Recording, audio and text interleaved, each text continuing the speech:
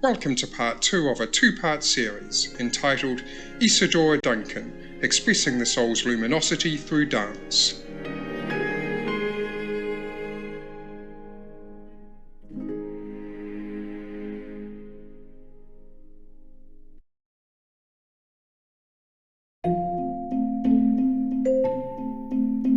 Now I am going to reveal to you something which is very pure, a totally white thought.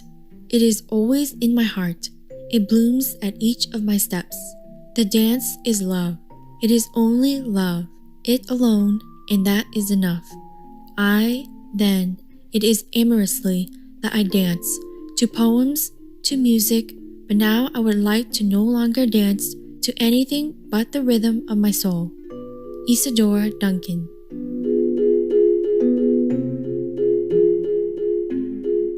Isadora Duncan was an American pioneer of modern contemporary dance who helped reshape the cultural restrictions of her day, giving rise to a freer movement style. She believed the dancer's body is simply the luminous manifestation of the soul, and her avant-garde dance form sought to illuminate our innermost being and our connection with nature. After moving to London, UK, in 1898, Isadora Duncan travelled to Paris, France, and was inspired by the Louvre, by sculptures, Greek vases, and much more. At the Library Museum of the Opera in Paris, Bibliothèque Musée de l'Opéra National de Paris, she read every piece of literature she could find on dancing, Greek music, and theatre art, from the earliest Egyptians to her present time. Isadora Duncan earnestly continued on her quest to create the ideal dance. She wrote in her autobiography, My Life, I spent long days and nights in the studio seeking that dance which might be the divine expression of the human spirit through the medium of the body's movement. For hours I would stand quite still, my 2 hands folded between my breasts, covering the solar plexus. My mother often became alarmed to see me remain for such long intervals, quite motionless as if in a trance. But I was seeking and finally discovered the central spring of all movement, the crater of motor power, the unity from which all diversities of movements are born, the mirror of vision for the creation of the dance.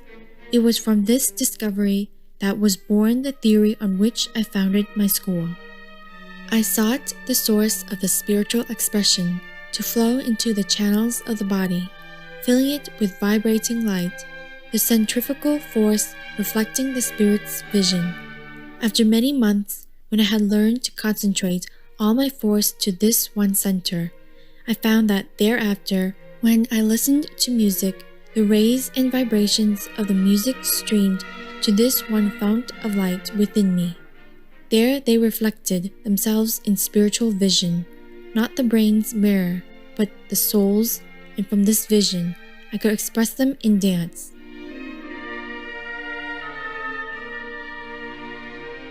And so, a stunningly new way to dance was born. Her school of dance was founded on this principle.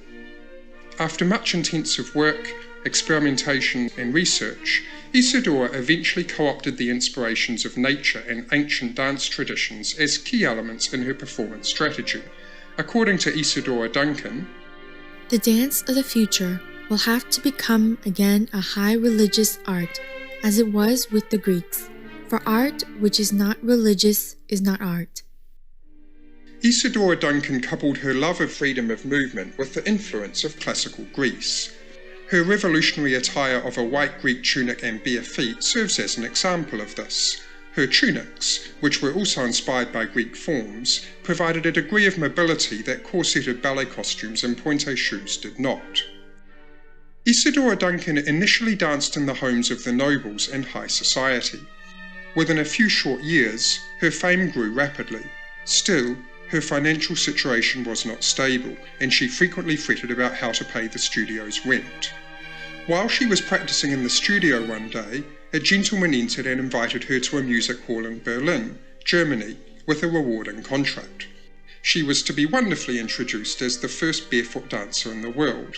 Yet Isadora firmly rejected. She explained, I had to come to Europe to bring about a great renaissance of religion through the dance, to bring the knowledge of the beauty and holiness of the human body through its expression of movements, and not to dance for the amusement of overfed bourgeoisie after dinner. In 1902, American actress and dancer Loy Fuller invited Isadora to tour with her.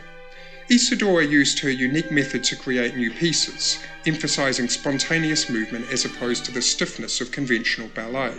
She became a runaway hit, embarking on successful tours in Europe and dancing to full houses in Budapest, Hungary, where her concerts were completely sold out for a month in 1902.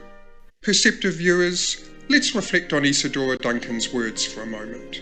Art is not necessary at all. All that is necessary to make this world a better place to live in is to love as Christ loved, as Buddha loved.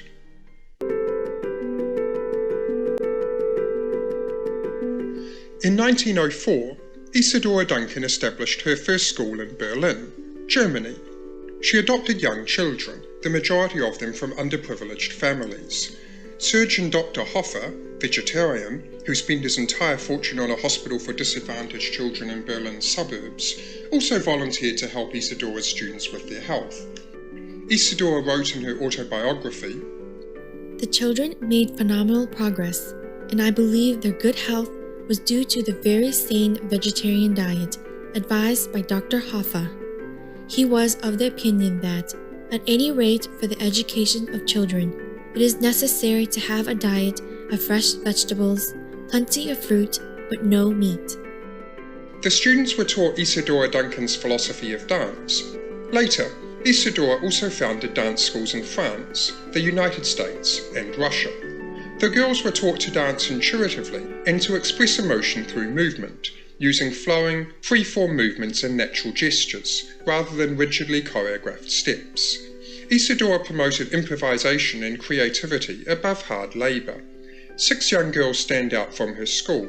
They are Anna Denzler, Maria Teresa Kruger, Irma Erich Grime, Elizabeth Milker, Margot Gell, and Erica Lohman. The media addressed them fondly as the Isadora Bells. When Isadora adopted them, she eventually gave all her children her last name of Duncan. Isadora Duncan disregarded traditional cultural standards in her liberation of dance and also in her personal life. All 3 of Isadora's birth children were born out of wedlock. From her earliest childhood, she felt an antipathy for anything connected with churches or church dogma. She was against the modern code of matrimony and had the courage to refuse marriage and to refuse to have her children baptized by the Catholic Church. Isadora Duncan's performances enraptured audiences and were credited with the creation of what came to be known as the modern dance. Many visual artists were influenced by Isadora's distinctive style.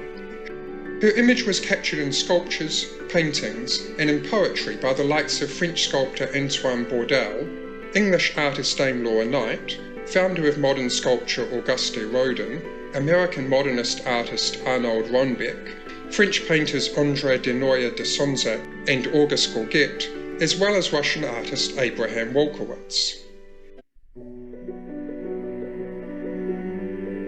Isadora Duncan passed away at the age of 50 in Nice, France, in 1927. Her autobiography, My Life, published in the same year, went on to receive critical acclaim. Over the course of time, several other books and films documenting Isadora's life and works have appeared. Isadora Duncan was able to transcend the limitations of her time. She lived a life of her own making. She was a feminist and advocate for women's rights, and her bold and unconventional approach to life and art challenged traditional societal norms and expectations. Isadora was passionate about her work, infusing dance with philosophy, thought, and feeling. She was also deeply concerned about dance education, and her techniques were carried forward through the Isadora Duncan Heritage Society. Isadora Duncan not only influenced many other dancers and choreographers to follow in her footsteps, but she also had an impact on writers, photographers, and artists. Her legacy can still be seen in modern dance today, and Isadora Duncan has become known as the mother of modern dance. In 1987, she was posthumously inducted into the National Museum of Dance and Hall of Fame. We extend our gratitude to Isadora Duncan and the many other great artists whose soulful creations uplift our spirits and brighten our lives. Pray to heaven to grant us mercy. Juice Vegan. Noble viewers, thank you for your gracious presence today.